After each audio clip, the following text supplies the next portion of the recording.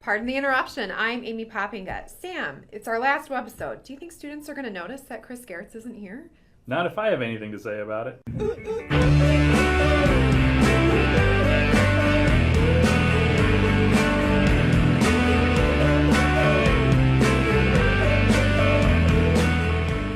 Welcome to PTI, boys and girls. I'm Sam Mulberry.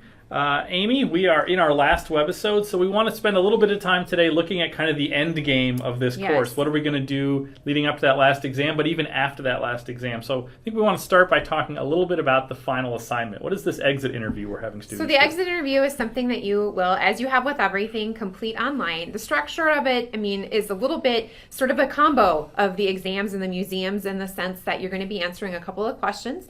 And each of the questions we ask for you to have a couple of paragraphs in response. We actually put the word count on there, and as far as I can only speak for my small group, but people have been really diligent about making sure that they're kind of in exactly the right spot when it comes to the amount of writing that they've been doing. But essentially this is a way for us to sort of bring in a synthesizing component to the course, to be able to not just sort of stop with the last exam and say, okay, see you later, but to sort of have you be able to take a reflective look back over all of the different units that we've covered and kind of see how far we've come, but to also kind of bring in a little bit of an application piece. So something that I want to, as I looked at the questions, something that I want to make sure that you keep in mind is that there's sort of a balance between like analysis and reflection. And what I mean when I say that is that your personal opinion really matters, that ability to synthesize, to say, here's what you thought of the material, that's really important. At the same time, it's kind of your final opportunity and our expectation that this is where you kind of put the content out there, that you say, okay, here's again where I'm drawing on the resources that we've utilized, the texts, the readings, the museums, the films, to be able to say, here's my thoughts on these questions, but then here also is sort of my supporting evidence for why I'm coming to those conclusions. And you have about 2 days to write this. Yes. So I would say, once you have your answers written, don't submit it right away. Step away from it for a little bit. Go back and reread your answers. And the question I would ask myself as I was rereading my answers would be, am I using readings? Am I using the films? Am I using the museums? If I'm doing those things, then I'm probably going to do well on Exactly. this exam. Something I always say is that I don't know that any of us have probably ever said to somebody, "You're using too much evidence. You're too focused on the evidence." It's always about saying, how can you really connect this great thought that you have, but how can you actually connect that to the material presented in the course? So take your time with it. If at all possible, don't try to do it in one chunk. Maybe try to tackle one question at a time, just so that you can really make sure that you're best utilizing what you have available to you. And as Sam said, I think that's really good advice also, to not just hit submit right away. Try to give yourself plenty of time, and if you need to, then go ahead and come back to it.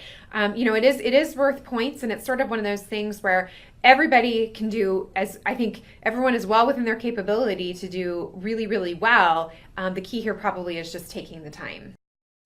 Yeah. So, Sam, we also have, exam number 3 is coming up on Monday. So any kind of observations from the last exam or thoughts you have on that as we try to help students move to the finish? Absolutely. Here? I think everything we just said about most of what we just said about the exit interview in terms of what makes a quality answer is what's going to make a quality exam essay. On top of that, one thing I noticed when students were writing sort of the connection questions, where you had 2 terms and had to connect them, what I noticed a little bit was that the students who struggled with that often were telling me how 2 things were similar, but similarity is not necessarily a connection. Yes, right? that's right. So to use examples, things they have in common are not necessarily exactly. To use an example from the last exam, Aquinas and Aristotle, right? People would say, well, they were both big thinkers who thought big ideas. Yes, but there's a more direct connection, which is Aquinas leans heavily on the work of Aristotle. He Christianizes Aristotle, and then he's sort of explaining how he uses Aristotle to think about faith and reason.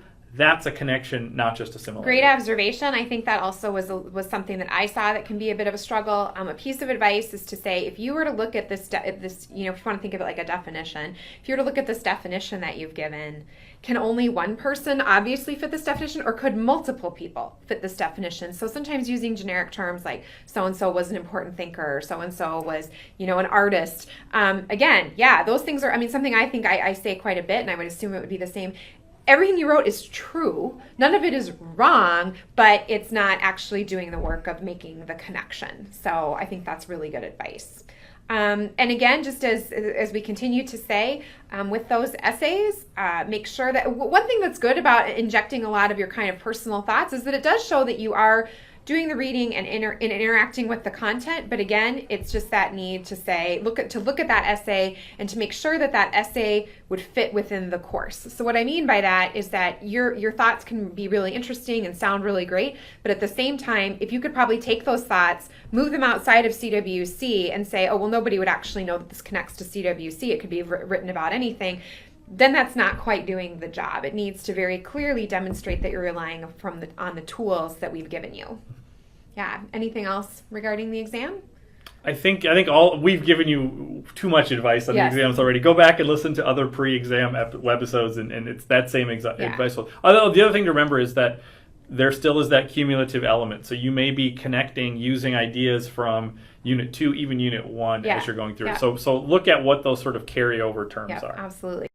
Well, as you and I sit here today, and as I came in this morning, the parking lot was starting to fill up because we are having our first new student welcome as we head into the new year. And one of the things that some of these students who are coming to Bethel today, and I think we know that actually some of you who are in the online course might even be here today, one of the things those students will be doing is getting some assistance with registering for their first semester here at Bethel. And so one of the things that they will be learning about is how Bethel's general education curriculum works. Sam, you've essentially mastered Bethel's Gen Ed curriculum in your various roles here. Can you tell us why the L category in particular is so important? Mm-hmm. So what it is and why it matters. And then, I don't know, can you spotlight one or two L's that you think students should be aware of? Absolutely. The L course is it's the Contemporary Western Life and Thought, I think is what that stands for, right? What the L course does is the L course takes where CWC ends, which is around the year 1800 or so, and pushes it forward. Now, if you paid attention in the last museum, we have actually pushed the summer course well past the year 1800. So if you want to think about what an L course is, imagine that museum. And in the museum you have that great hall, and then you have all these halls going off of it. Imagine if any one of those halls became a course in and of itself. That's what an L course is. That's a great. So you could, so if you took that and went through some sort of mystical wormhole into just a whole new course, that's what an L course is. So some that are, I was thinking about what are L courses that we teach here at Bethel that might be interesting to you, and I'm sort of picking up on some of the themes. If you're really interested in history.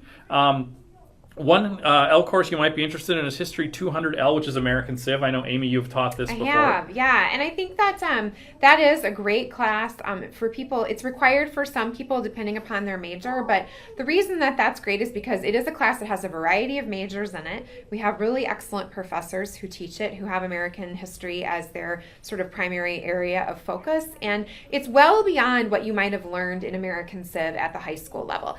We don't have to make the coverage of the date range quite as comprehensive if you have to do in high school, and what that allows the professors to do is to say, let's take really important stories and moments and some of the obscure things that you may have never heard about and really kind of push those to the forefront and make those kind of the what really shines about the course. I think it's a class that I feel like you can then sort of take and make applicable to almost anything else that you're going to study. So that's a great one. Any others? Yeah, I think if you're interested in the philosophy, we cover a lot of philosophy in summer CWC. You notice that none of the three people teaching this course are philosophers. So let's say they're locked in a closet. Yes, let's forget about this historians. I want to spend time with philosophers. The philosophy department has a course, Philosophy 210L, which is the modern mind. Yes. Which I think picks up some of these streams of thought we've been talking about in this course and pushes it through into the 20th and 21st century, which is if you are a fan of philosophy at all, it gets really weird and really cool. As you get further along. So I feel like students' minds get blown a little bit in that modern mind class. For some students, that's kind of their first experience at the college level of thinking in a different way, asking different types of questions, and so I think it's a really fun experience. Mm-hmm. Two more courses I'll highlight really quick. We've also had a number of political scientists who were sort of featured in the films. POS 221L is American Political Ideologies, taught by Stacey Hunter Hecht, who is featured prominently in the videos. She's a fantastic teacher. If you're interested in politics, especially American politics. That's a really interesting course. And then finally, Philosophy 223L is Intro to Gender Studies. We have a Gender Studies minor here. Sarah Shady, who has been all over the films. Yes, I feel like Sarah is the most prominent sort of professor that isn't actually teaching, because I've had so many students say, as Sarah Shady said, or as Sarah Shady was saying. So I feel like Sarah, you almost know her already, and right. She's great. And that's actually one of the things we hope that this course does for some of you, is it starts to highlight certain Yes. teachers and say, I'd kind of like to study with that person. Even if it's not an L course, find a course that they're teaching and go spend a semester with that professor. I think that's a really worthwhile thing. If we blow out this Gen Ed discussion a little bit more, Amy, one of the cool things about CWC is that it's an early Gen Ed course, although I know there's a number of you who are seniors who are taking this course. And some people that have not been here for a very long time and only need this class to be done. But one of the things CWC does is it unlocks, it's a prereq for a lot of other Gen Ed courses. Yes. So it unlocks a lot of the other Gen Ed. In lots of ways, we think about this as sort of a launching off point into the rest of the Gen Ed. Do you want to talk a little bit more broadly about how CWC, some of these things we're talking about, might appear in some other Gen Ed courses? I know you teach in a number of these categories. Yes, so I mean, I think I came to CWC when I first started teaching it. I wasn't even sure exactly how it fit. And I am a Bethel graduate, but I'd been a transfer to Bethel, and I had taken a class that replaced CWC. So I never kind of got CWC as my foundation. But something that I really value about teaching it is being able to see how it just is so, like, that if you use it as that foundation, then as you're in almost any other class, you see the roots of whatever you're studying in CWC, because you've learned about these important historical developments, these important times of challenges in the way that we think, the way that we answer questions, in particular those three big questions. I think it would be impossible to actually take almost any class here at Bethel and say, how are our three big questions? How are they not at work in this particular class that you might be taking now? So whether or not those are classes in the sciences, the questions that you're going to ask, the type of inquiry that you're going to be doing, the roots of how those sorts of questions have been wrestled with throughout all of time. And you also sort of know the challenges of trying to figure out, where does faith fit, and where does what is observable about our world fit in the way that I answer these questions for people that are going to be nurses, for our students who are going into the business world. Again, this notion of, how do we see where we fit in relation to the broader community around us, but also in the broader, like, American society, and as well as global society. These are all questions that we've engaged in CWC, and I think having that kind of historical background really makes you realize that in some respects it's that old adage that, like, there's nothing new under the sun, history repeats itself, whatever we're going to go through, we've been through before. And I think there actually is a great bit of security to be found in that.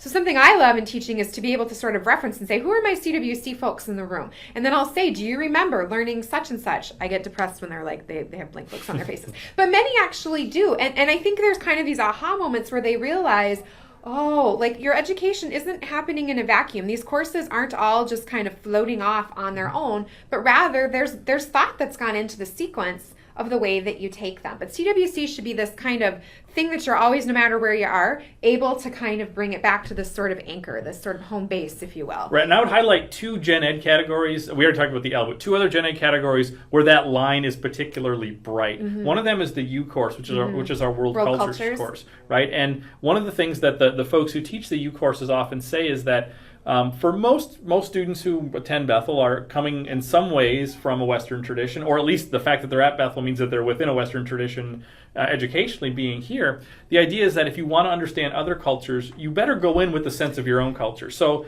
CWC is going to help with that. The other course, I think, is Christian theology. I love to talk to Christian theo profs who say, like, CWC is basically just setting up the table for them to go in and do their work, because I mean, we don't talk, I mean, you don't master Calvin or Luther or Augustine, but you at least start to see what the playing field looks like, and then they get to go in and kind of work their magic on that. Yes, no, I agree. I mean, two comments there. One in regards to the World Cultures category. So I teach a U course, and one of the things that when you're looking, especially at a group of people who are of a different religious background than your own, one of my constant refrains is, we can't ask any question of this other group of people. We can't interrogate them with any tactics that we aren't willing to subject ourselves to. And CWC is where we do that. So it becomes a natural place to say, Where have Christians struggled with hierarchy? Where have Christians struggled to figure out like what salvation means to them? Where have Christians struggled with violence? So we have to be willing to do that work of asking any question that we're going to expect someone else to answer. We have to be willing to ask it of ourselves, and CWC really does that.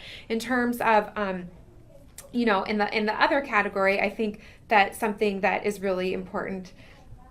Totally lost my train of thought. Christian Theo, yes, thank you. The other thing I was going to say is, I think about it a little bit like what you know of your own family history. It's sort of one thing if we were to ask you questions about your family and we say, why do you guys do this? Or why do you do that? Or why do you believe what you believe? And you have a certain set of answers. And especially when you're younger, you have a certain set of answers. As you get older and you learn more about your family, you start to realize there's all these things that have actually influenced the way that your family behaves. And maybe it is, your ethnicity. Maybe it comes from coming from a Scandinavian background, or comes from where you've grown up in the United States. And so I feel like what CWC does is it makes you aware, so when you're in Christian theology and you think, well, why do I believe what I believe? The more you know about that family history, and I mean kind of that Christian history, that helps inform and helps you come to better conclusions about why you actually believe what you believe. So fantastic. Well, that's the end of segment 1. When we come back, we're going to go back to the big board for round 3 of food chain. The hardest food chain, most difficult, I think, for me, I will admit, in trying to figure this out. So we'll see how it goes. All right, students, welcome to our last edition of food chain. So today we are going to be conquering modern world food chain, which I am going to argue right now most difficult food chain for me, because I didn't even know where to go with this, because there were just so many important people that could be on this list. So I tried to think about this kind of as a combination of what has the most resonance in terms of our modern world terms within CWC, but then kind of having to think outside of CWC and thinking sort of just even from a global historical perspective. So for me, the first person that I am going to put up here is John Locke. So John Locke, who you have been exposed to his ideas and how they lay a foundation for what eventually Thomas Jefferson is going to kind of pick up and put into the Declaration of Independence, that is going to sort of form a foundation for our government and our system of democracy, and ultimately trying to create, I think, a society that was more fair than any other society that the world had ever seen. So these ideas are all rooted in Locke, and this idea that human beings are entitled to certain unalienable rights, and that we can own property and we can govern ourselves, essentially, always keeping in mind the common good. So I think there were so many other terms I wanted to pick, but they all had their roots in Locke, so that made sense to me to go ahead and put Locke there. The next person I'm going to put up here is Copernicus. So these are out of sequence. They're not going to be kind of breaking down historically, but the reason that I chose Copernicus is because obviously of this scientific truth that we all are subject to every day, which is the heliocentric theory, which quite controversial but undeniable, and how this is going to then again, I could have put several of the scientists that we have studied up on this board, but the reason I chose Copernicus is because it kind of becomes, again, this sort of launching point. So I think I kind of tend to have the approach with food chain of who is going to be the launching pad, whose ideas are going to be those that, even though we're going to see other things that we might even consider to be more important, where are the roots? What does it kind of go back to? So the next person that I'm going to put up here is William Wilberforce. And I really struggled with this one because I was thinking, do I put Equiano on here?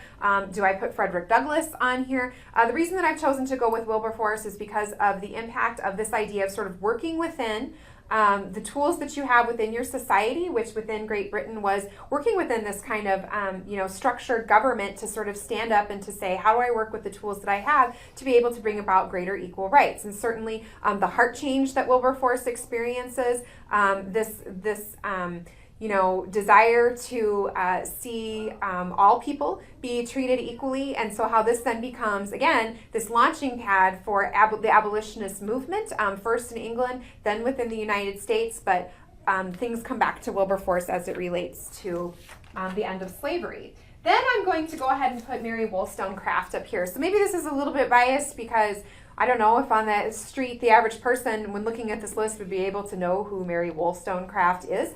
But at the same time, I find her to be this incredibly important Enlightenment figure, because not only is she demanding equal rights for women, but the work that you read from her, she is using the tools of the Enlightenment to make her argument. So she's not just saying, treat me better because you should feel bad, because you just need to be nice to me. She's actually demonstrating that she is an enlightened person through using reason and rationale in order to make her argument for why all of society will be better if women are given equal opportunities. And this, I think this really does still continue to have such important impact right now, because there's been so much research done in the last few years, and really sort of more of a global awareness that the places in the world that we see the women who do not live equitable lives and women who do not have education are also the poorest places in the world, the places with the most conflict. So giving women equal rights is really a solution and a starting point to making all of our global society better.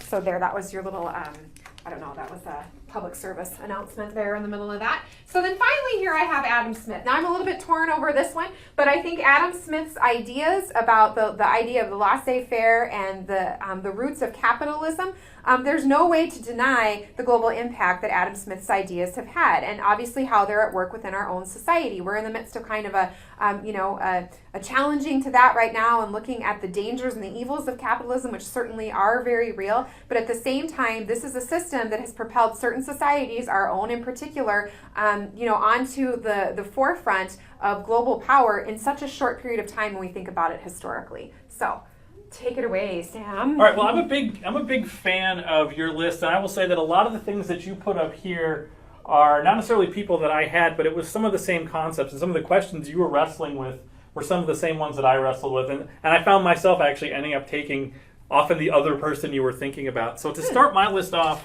I'm going to start with John Wesley. John Wesley starts the Methodist Church, which is a really important movement. But the thing that I think is really significant about Wesley has to do with the fact that Wesley is a revival preacher, right? He's preaching religious revival aimed at the heart. And what I really love about Wesley, and why I think he's really important, is that he's doing this not in the churches, but outside of the churches. Yeah. So he goes to the mines and preaches to mine workers. He goes out into the fields and does this. Not only does he do this, but he inspires a generation of people to do it. So you have people like George Whitefield going to the American colonies. More importantly, when we look at the Second Great Awakening in the U.S., a lot of that is Methodist circuit preachers, things like that. So I think Wesley, if people want to make the case that sort of America is a Christian nation, you don't look at the founding fathers. You actually look at that second generation, people like Charles Finney, who's not necessarily himself a Methodist, but some of the other figures of the Second Great Awakening are going to largely be impacted by John Wesley. So I think he's a really significant figure. Next on my list is Alludo Equiano, and I actually had sort of a wrestling match with Wollstonecraft and Equiano, trying to think, who should I put on there? Because I think everything you said about Wollstonecraft is so right on the money. And I feel like Equiano is doing the same thing with the slave trade, right? Using the tools of the Enlightenment to critique the Enlightenment, critiquing the use of Christianity in the slave trade, critiquing the use of the Enlightenment in the slave trade. The reason that I picked Equiano is mostly because of his method, right? The way he does this is through autobiography. And anybody who knows me knows that I'm sort of a sucker for the power of the personal narrative, right? And he does this by just telling his story in lots of ways, by saying, this is really what's happening, this is what happened to me. And he changes the world for himself and for a lot of other people. He raises consciousness doing that. So that's why I put Equiano on here, but I could easily be convinced that this should be Wollstonecraft, or that they should both be up here. She was probably right here for me.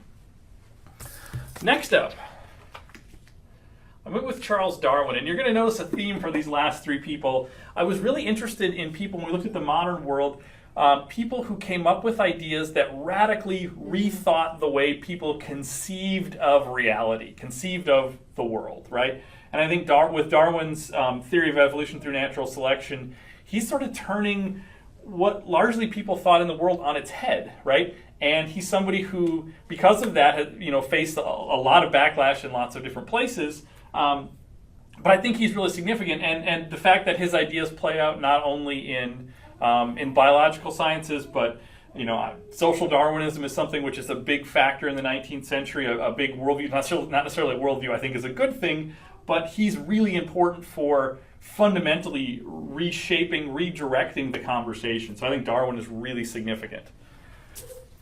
Next up is someone you have on your list, which is John Locke.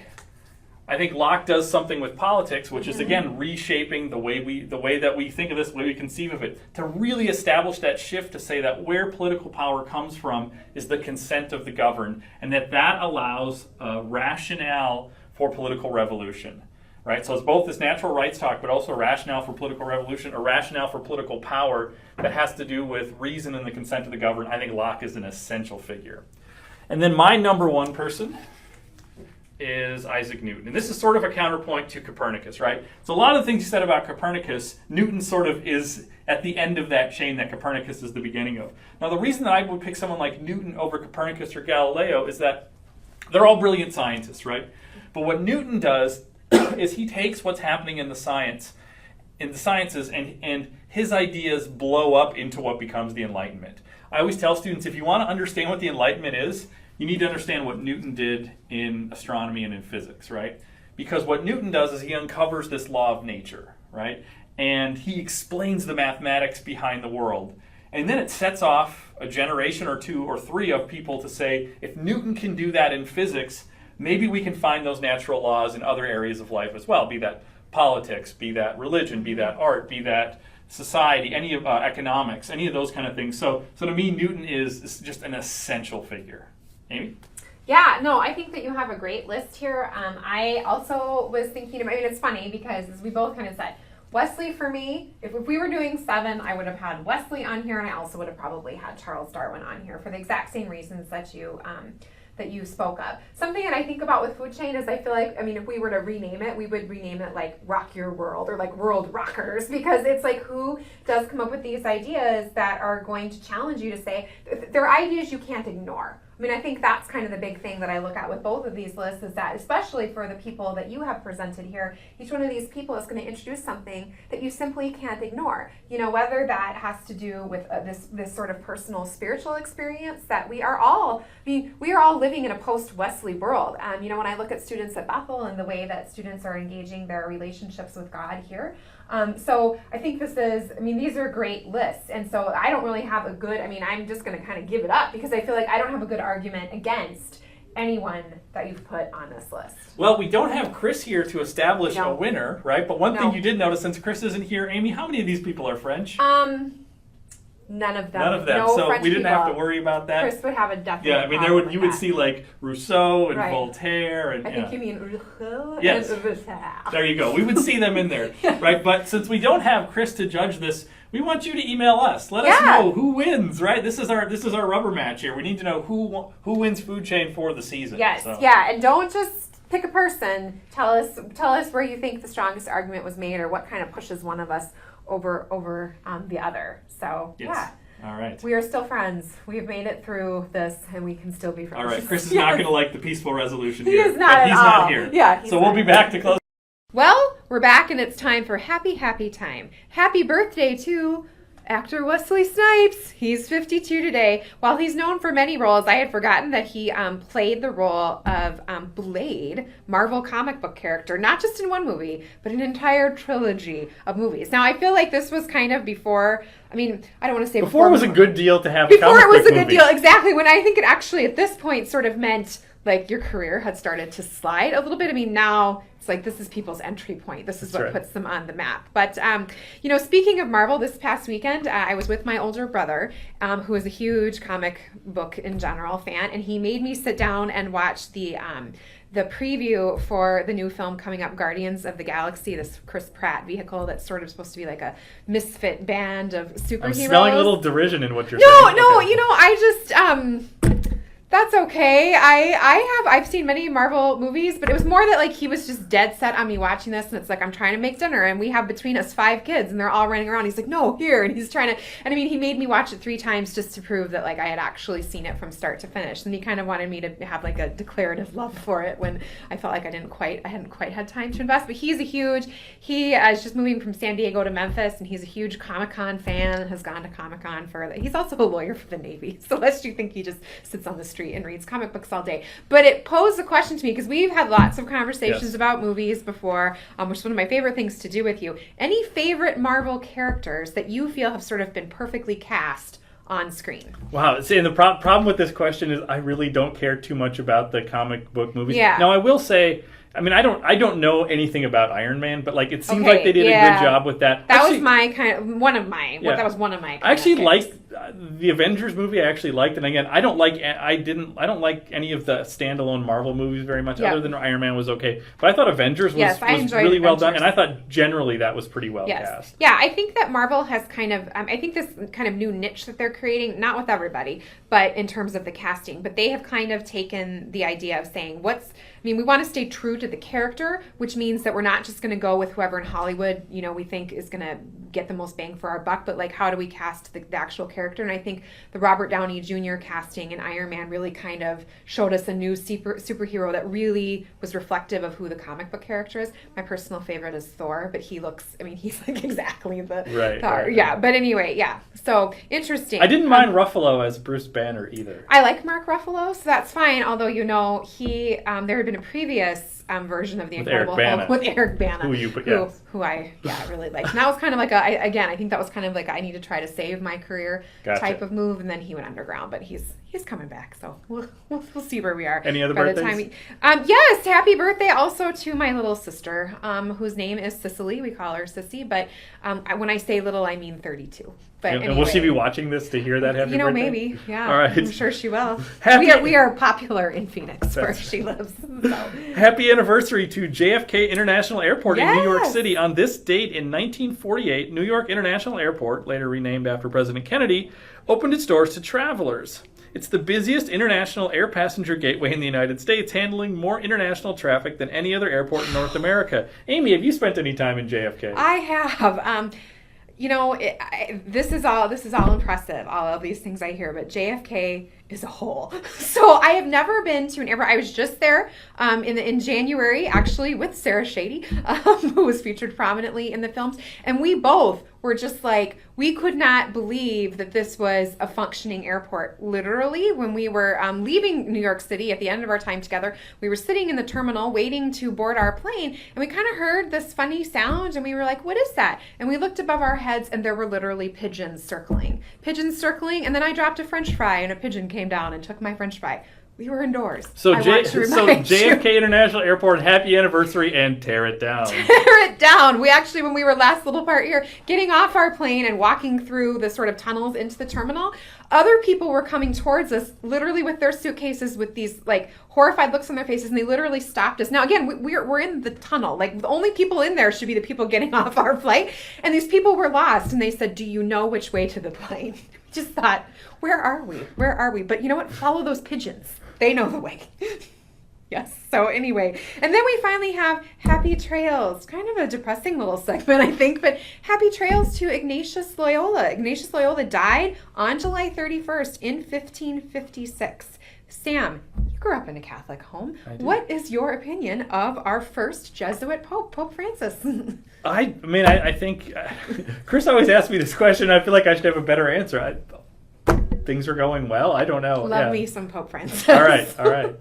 Yes, and I think you don't need to feel too bad about the Ignatius Loyola passing. A, it's a long time ago. Yeah, and B, he's a saint, so he's in a better place. Agreed. That's so true. That's so true. But I think there's something depressing about just kind of Googling who's died on this day. Yeah. But Pope Francis, we do want to let you know, because I also know that he's a huge fan of our webisodes, that according to the St. Leo University Polling Institute, you have an 85% approval rating among Catholics. Wow. And you know what? Guardians of the Galaxy is 93% on Rotten Tomatoes as of this morning, so it's more popular than the Pope. It's been a good day. More popular than the Pope. More popular than Chris the Pope. Pratt. All right.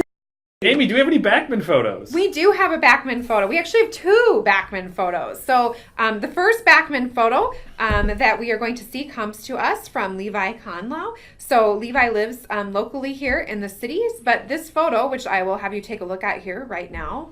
Oh my gosh, what's going on here? Well, according to Levi, Backman gets the honor to go on a mission with the American Mobile to Hackensack, Minnesota. Hackensack is about 3 hours north of the city. Did you know there was a Hackensack, Minnesota? I did. Oh, yeah. okay. I didn't know that. Yeah, I did. No, I've taught Minnesota history. So, there you go. This is an impressive vehicle. Mobile Mobile Backman. It is making its journey around. So kids get excited when they see it. Like instead of the Oscar Mayer Wienermobile, they're like, oh, traveling Backman. That's right. So that's pretty awesome. Thank you, Levi. And then we have a second photo. This was one of our viewers. Big fan of the show. Big fan of the show. Picked up the mantle, and last episode, Chris and I talked about how we could get a photo from further away than the Philippines, and I said, why not an Earthrise on the moon? So here we go. On the challenge. Earthrise